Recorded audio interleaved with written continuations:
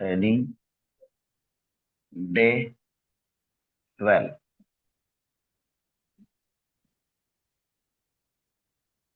मला असं वाटतं आपण डिसिप्लिनच्या अंडरमध्ये काही गोष्टींचा आपण विचार केला होता. ते म्हणजे आपण टाइम टेबल विषयी बोललो. आणि काय होतं, कॅन यू प्लीज रिवाइज. खूप काही गोष्टी चर्चा नाही करायची आपल्याला. काय होतं सर, काय होते सर आणखीन पॉईंट? मॅडम कोणतरी सांगा, जे नोटबुकवर असतील. काय होते? रीडिंग. टाइम टेबल होतं, रीडिंग होतं,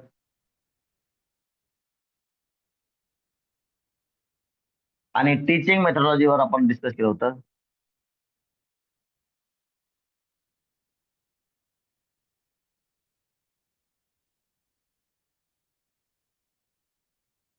अर्थात हे सगळ्या डिसिप्लिनचे अंतर येतात. आपल्याला फूडवर एक डिस्कस करायचं होतं, फूडवर.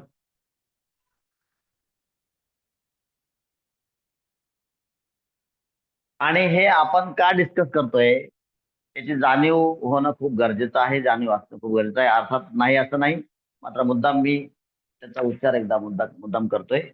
कारण वी वॉन्ट टू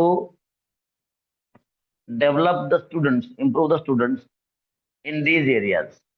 मग यासाठी आपली काय तयारी आहे, आपण कुठं कमी पडतोय का, या सगळ्या गोष्टी करेक्ट केल्याशिवाय योग्य गोष्टी विद्यार्थ्यांपर्यंत पोहोचणार नाहीत. याच्यामुळं हा सर्व अट्टहास चाललेला आहे, याची आपल्या सर्वांना जाणीव आहे. मग तुमच्यापैकी अनेक लोकांनी मला टाइम टेबल पाठवले, काहींनी पाठवले नाहीत. ज्यांनी पाठवलं नाही त्यांनी पाठवा. नाही पाठवले तर तुम्ही कमीत कमी तुमच्या घरामध्ये लावा. आणि याच्यामध्ये सांगितल्याप्रमाणे एक्सरसाइजला आपण दररोज टाइम देतोय का, रिडिंगला आपला वेगळा टाइम आहे का, या सगळ्या गोष्टींचा विचार केला आहे का व्यवस्थित. फूडचा विचार केलेला आहे का.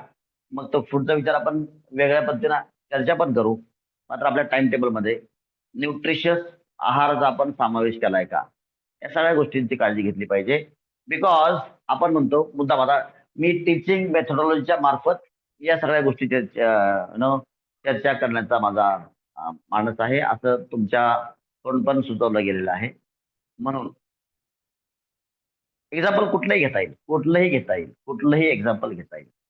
यु नो, जय जय महाराष्ट्र माझा, गरजा महा. सो हे गीत म्हणताना I want you all to have certain action. या गोष्टी झाल्याच पाहिजेत, नसतात ते गीत समजतच नाही. बर, हे गीत समजण्यासाठी तुम्ही त्याला व्यवस्थित समजावून सांगितलं पाहिजे. प्रत्येक गोष्टीमध्ये, प्रत्येक लाईन मध्ये महाभारत आहे. 10-12 दिवस, 15 दिवस काही फरक पडत नाही. मात्र हे समजून सांगितल्याशिवाय त्याच्यामध्ये तो बाणा तयार होणार नाही, तो अर्थ प्राप्त होणार नाही. आणि तो अर्थ प्राप्त नाही झाल्यास त्याचा काहीच उपयोग होणार नाही, होतही नाही. आता हे न हे खूप पुढे झालं.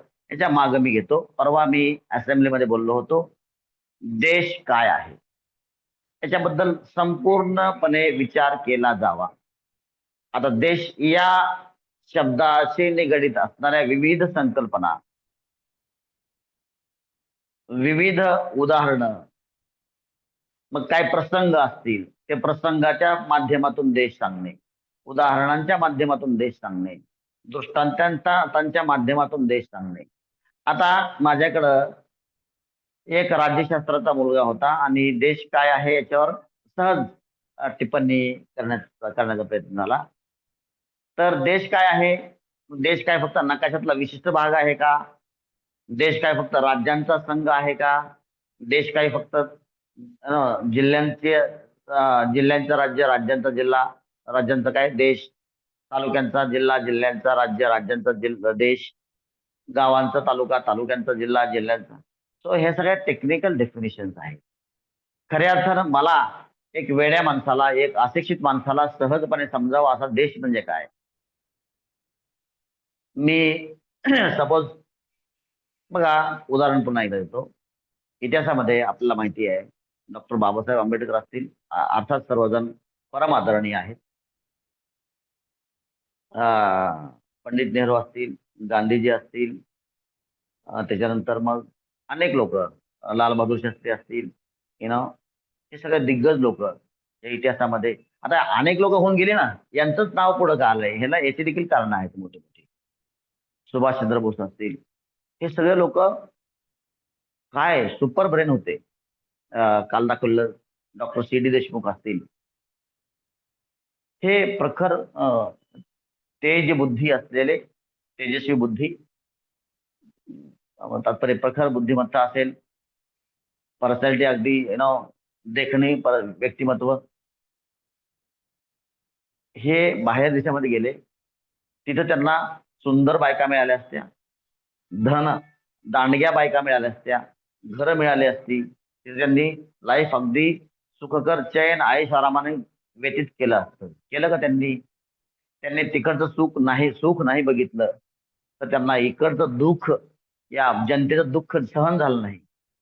म्हणून ते तिकडून एवढं सगळ्या अं, अं, ऐशोआरामाच्या जिंदगीचा जीवनाचा त्याग करून त्यांनी त्याग करायचं ठरवलं. आणि नको मला हे हा ऐशोआराम नको, माझ्या गावात देशातील जनता ही दारिद्र्यात आहे, परत पारतंत्र्यात आहे, त्यांच्यासाठी मी झगडलं पाहिजे. त्यांनी स्वतःचं अख्खं अख्खं आयुष्य पणावर लावलं, दावावर लावलं, स्वतःसाठी काहीच बघितलं नाही. मग या सगळ्या गोष्टींनी तयार झालेला देश, मग या देशामध्ये काय आहे, मुद्दाम देश सांगतोय, देश समजला पाहिजे. मग ज्या मातीतून माझा जन्म झाला, सपोज आता इथं काय होतं बघा, इथं काय होतंय आता. हा थोडासा मी संबंध जोडण्याचा प्रयत्न करतोय. I am trying to relate those days with this days. ते इतिहासकालीन ते हे दिग्गज मातब्बर मंडळी जे तिकडं लंडनमध्ये बॅरिस्टर बनून वगैरे किंवा उच्च शिक्षण घेऊन परत भारतामध्ये येऊन त्यांनी सगळ्या ऐशोआरामाचा त्याग करून भारताच्या स्वातंत्र्यासाठी काय काय केलं. कोणी वेगळ्या पद्धतीनं, मग there was very beautiful division of work. मग कोणी कागदपत्राचे सायन असेल, कोणी वर्तमानपत्राचे सायन असेल, डॉक्युमेंटेशन असेल, कोणी मग आंदोलन असेल, वेगवेगळ्या पद्धतीने वेगवेगळ्या लोकांनी त्या इंग्रजांचा विरोध केला. इंग्रजांचं म्हणण्यापेक्षा इंग्रज म्हणजे काय, वाईट गोष्टींचा विरोध केला. वाईट गोष्टी, वाईट प्रवृत्ती, इंग्रज हे प्रवृत्ती आहे, यांचा विरोध केला आणि देशाला स्वातंत्र्य मिळवून दिलं. मग हा जो देश आहे, आज काय करतो आपण? आपण शिकतो. आपण म्हणतोय मी, माझ्या सहित आहे तिकडे. आपण शिकतो, आपण वेगळ्या मातीत जन्मलेला असतो, वेगळ्या ठिकाणची झाडं, लता, वेली, दगडं, मंदिरं, घरं, लोक हे आपल्याला ओळखत असतात. आपण मात्र पुणे मुंबईला येतो, इकडे घर बनवतो, गाडी घेतो. काही लोक युएस मध्ये जातात. काल मी ऐकलं काही ठिकाणी बसलो होतो, त्यांचे दोन्ही मुलं युएस मध्ये आहेत. काय संबंध तुमचा त्या मातीशी? मग हे परवा इंग्लंडमध्ये बसले असते ना. देश म्हणजे काय, ही संकल्पना समजली पाहिजे. जर ही विद्यार्थी जीवनात लोकांना, मुलांना नाही समजली देश म्हणजे काय, हा ठीक आहे, तुम्ही वेगवेगळ्या ठिकाणी जा, मात्र मातीशी जो संबंध आहे, संपर्क आहे, तो कधीच तोडू नका. तुमची माती कुठली, तुम्हाला कुठली झाडं ओळखतात, कुठले दगडगोटे ओळखतात, कुठल्या नदीचं पात्र तुम्हाला ओळखतंय, कुठल्या नदीवरचा पूल तुम्हाला ओळखतोय, कोणत्या चिंचेचं झाड तुम्हाला ओळखतंय, कोणत्या वडाचं झाड तुम्हाला ओळखतंय, त्या झाडाची पानं तुम्हाला बघून सळसळ करतात. तर हे सगळं समजलं पाहिजे. कालचा मुद्दा एक प्रसंग, बाय द वे, हे बोलता बोलता चला असू द्या, नाही विषयांतर करत नाही.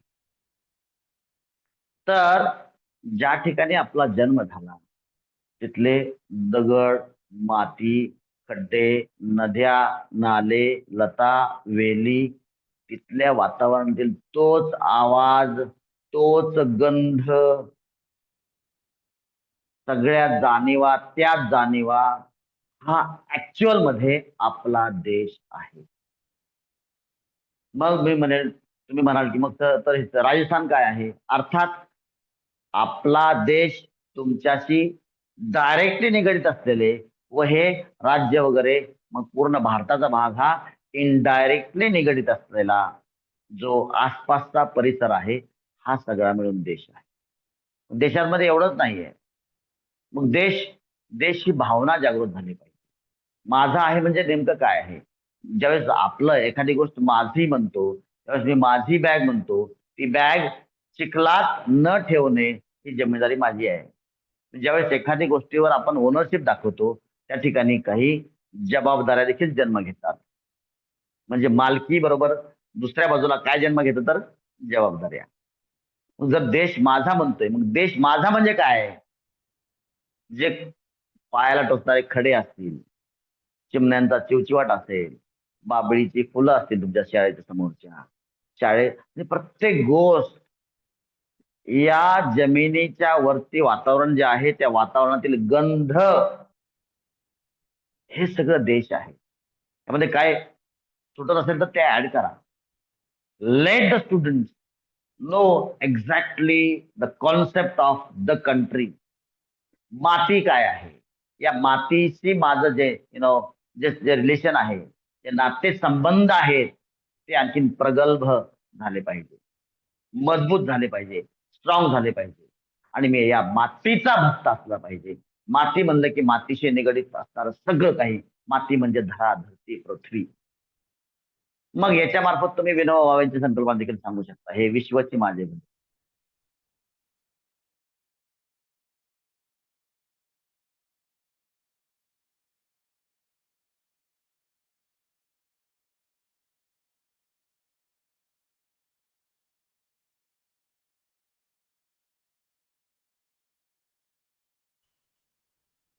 माझा आवाज येतोय? Yes sir. माझा आवाज ओके ओके. तो ऑलरेडी मला असं वाटतं टाइम समजलं का सर? मला असं म्हणायचंय. तर हे सगळ्या गोष्टी काल परवा आपण जे काही डिसिप्लिनच्या हेडिंग खाली जे काम केलं स्वच्छतेचं, ही स्वच्छता छोटी ऍक्टिव्हिटी वाटते. ऍक्च्युली खूप मोठी ऍक्टिव्हिटी आणि खूप बृहद अर्थ आहे याचा. याच्यातून खूप काही शिकता येतं, खूप काही. मग ते मनाची स्वच्छता असेल, वातावरणाची स्वच्छता असेल, मग याच्यामधूनच आपल्याला मुलांना झाडं लावणे, झाडं जोपासणे, या सगळ्या गोष्टी आठवणार आहेत. मात्र सुरुवात मूळ आहे स्वच्छता, हे एक निमित्त मात्र आहे. तर असं मला असं वाटतं, प्रत्येक पराचा कावळा करण्यामध्ये आपण शिक्षक वृंदांनी यशस्वी झालं पाहिजे. बघा काल मी हँड वॉश शिकवलं, बरं नाही आपण शिकवलं तर शिकवणार कोण? For example how to clap. आणि मी फक्त काही गोष्टी उच्चारण्याचा प्रयत्न करतो. How to clap, people do not know, try to tell them. प्रत्येक गोष्ट आपल्या विद्यार्थ्यांना शिकवायची, कारण का हा देश आहे. मास्तरने प्रयत्न केल्याशिवाय देश घडवू शकतच नाही. अनेक लहान लहान गोष्टी, मग एवढं सांगायचं असतं का? मग कोण सांगणार? आपल्याशिवाय कोण सांगणार? सिलेबस, व्हॉट इज सिलेबस, काय असतो सिलेबस? चला आपण बसू, शिक्षणातील जो काय तज्ज्ञ आहे त्याच्या समोर बसू, आपण बघू त्याचं म्हणणं काय आहे ते.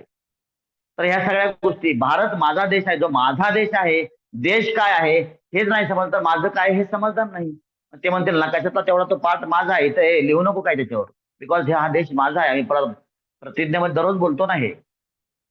तर ह्या गोष्टीची जाणीव, हे फक्त एक रिप्रेझेंटेशनच्या त्याला आपण म्हणतो प्रातिनिधिक तत्वावर मी सांगितलेलं आहे. तर या पद्धतीनं गोष्टींचा, प्रत्येक गोष्टीची तोडफोड व्हावी. खूप काही गोष्टी पोहोचवायच्यात असं अजिबात गृहीत धरू नये किंवा तो घाट घालू नये. तात्पर्य आपण पण time table, let us talk properly on time table. जोपर्यंत त्याचं प्रॉपर इम्प्लिमेंटेशन होत आहे, पुढं कशाला जायचं? बाष्कळ चर्चा कशाला करायची? काय कारण आहे?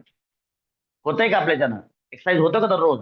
रिडिंग होतंय का? आता कॉमन रिडिंगचा पार्ट आपला चालला होता, बरोबर?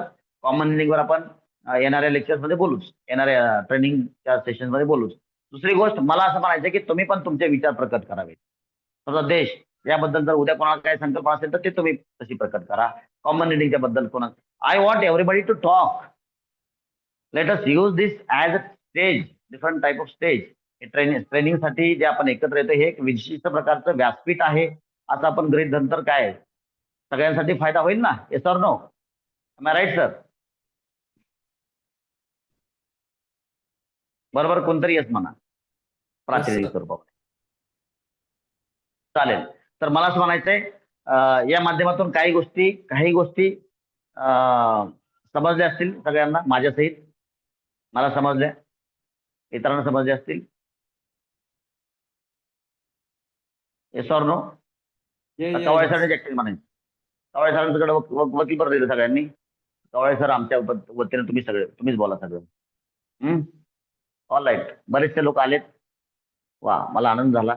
आज मला असं वाटतं नाचून नाचून थकले असतील, त्यामुळे काही लोक अब्सेंट आहेत, काय अडचण नाही, त्यांची सोय आपण केलेली आहे. So session is recorded. Minutes पुढे चाललेले आहेत. वॉच मला म्हणते थांब, कारण का उद्या परत परवा परत लोकांना यायचे. परवा, अच्छा उद्या संडे आहे ना? ओके, मंडेला आपण परत भेटूया. आणि आपण आपला वेळ काढून आलेला आहात या ठिकाणी, तुमच्या कुटुंबाला सोडून आलेले आहात, तुम्ही त्याग करता आहात आणि आपल्याला सगळ्यांना या ट्रेनिंगच्या मार्फत राष्ट्राची खरोखर इमानदारीनं, नैतिकतेनं उभारणी करायची आहे. त्यासाठी आपण सर्वजण कटिबद्ध आहोत. या आपल्यामध्ये असणाऱ्या राष्ट्रभक्तीला पुन्हा एकदा मी प्रणाम करतो. आणि I want your permission to have a pause here. Shall we have pause? Yes, sir. We will have a pause. Okay, सर्वांना माझं प्रणाम.